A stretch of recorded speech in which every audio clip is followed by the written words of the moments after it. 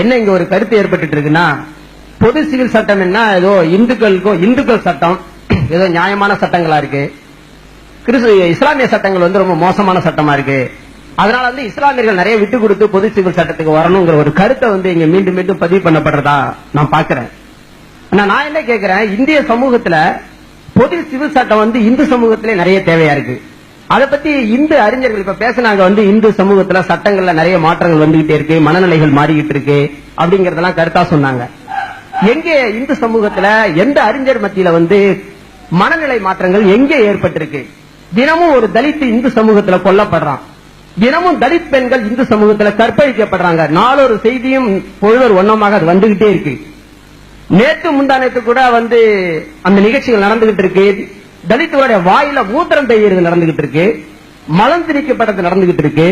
சங்கராச்சாரிக்கு என்ன இதை பத்தி அக்கறை இருந்திருக்கு? நான் நியாயமான கேள்வியை கேட்கிறேன். இஸ்லாமியர்கள் குருமார்களே இல்ல, சங்கராச்சாரி போன்ற குருமார்கள் இந்து சமூகத்தில் இருக்கிறதா சொல்றீங்களே, எந்த சங்கராச்சாரி இதை கண்டித்து இருக்கிறார்?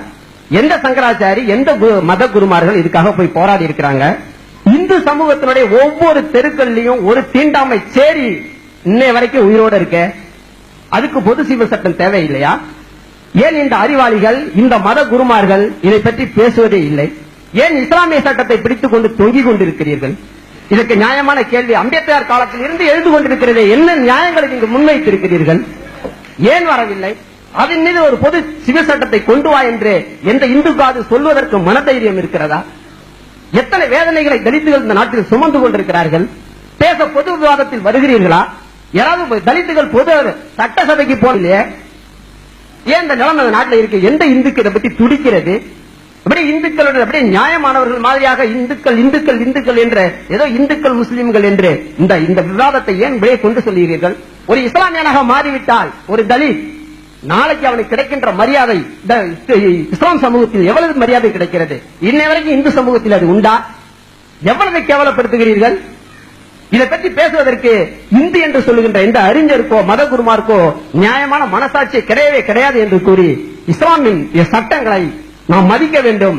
ஒரு பொது சிவில் சட்டம் என்று வர வேண்டும் என்றால் அது இஸ்லாமிய சட்டமாக இருக்க வேண்டும் என்று நான் ஆதரித்து கேட்டுக்கொள்கிறேன்.